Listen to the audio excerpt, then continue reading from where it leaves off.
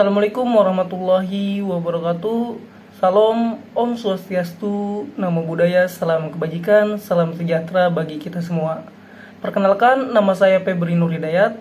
Di sini saya membuat video presentasi untuk memenuhi atau menyelesaikan UAS mata kuliah Komunikasi Bisnis dengan dosen pengampu Ibu Rosidah Hasanah MPD.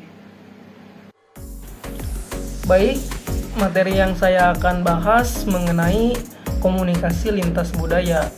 Di sini saya sebagai seorang manajer baru di perusahaan startup. Saya bertanggung jawab untuk mengembangkan strategi komunikasi yang efektif untuk produk baru yang akan saya luncurkan di pasar internasional. Jadi, tujuan presentasi ini saya akan membahas strategi komunikasi untuk memperkenalkan produk di pasar internasional dan mengatasi hambatan apa saja dalam komunikasi lintas budaya dalam tim yang beragam. Baik, materi yang pertama itu mengenai strategi komunikasi tentang produk baru. Nah, yang pertama itu pemahaman tentang pasar internasional, analisis budaya pasar sasaran. Nah, ini juga penting untuk memahami bahwa budaya yang berbeda mempengaruhi cara orang berkomunikasi dan merespon pesan. Misalnya, pasar di Amerika Serikat lebih cenderung kepada komunikasi langsung dan eksplisit, sementara pasar di Jepang lebih menghargai komunikasi yang halus dan penuh hati-hatian.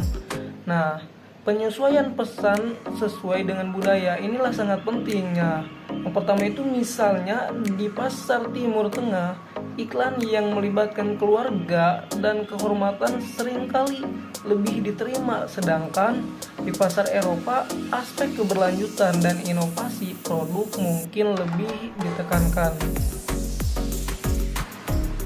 Nah, baik, di sini ada yang namanya aspek pemilihan komunikasi.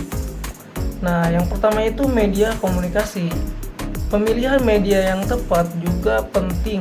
Di beberapa negara, pengguna media sosial seperti Instagram dan TikTok mungkin lebih efektif.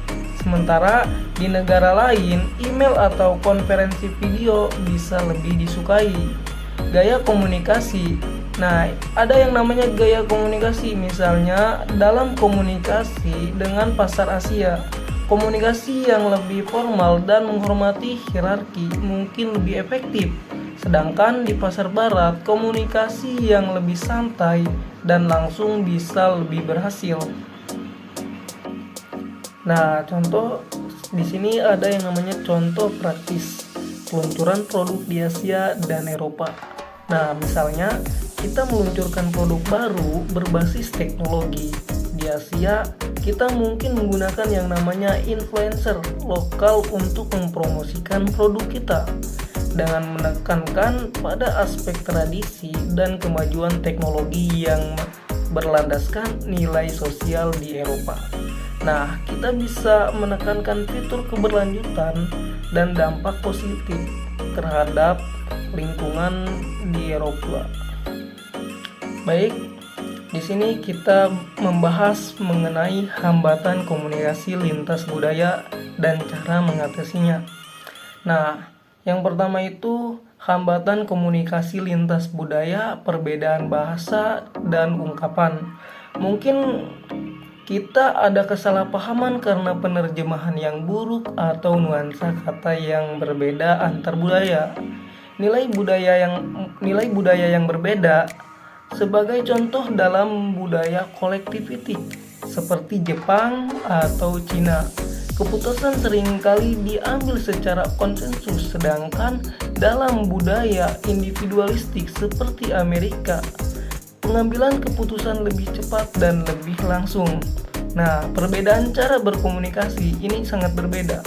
Beberapa budaya lebih suka berkomunikasi secara nonverbal atau melalui simbol. Misalnya, banyak budaya Asia, sementara budaya lain lebih verbal dan eksplisit dalam komunikasi, misalnya Amerika atau Eropa. Nah, baik, di sini ada yang namanya peningkatan efektivitas komunikasi, pelatihan budaya dan komunikasi. Nah, kita harus ada yang namanya mengadakan sesi pelatihan untuk tim tentang perbedaan budaya dan cara berkomunikasi yang efektif. Nah, jadi ada yang namanya keterbukaan dan kesabaran.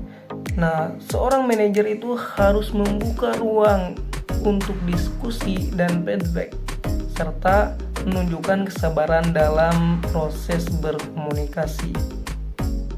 Contoh praktis seperti mengadakan sesi pelatihan budaya.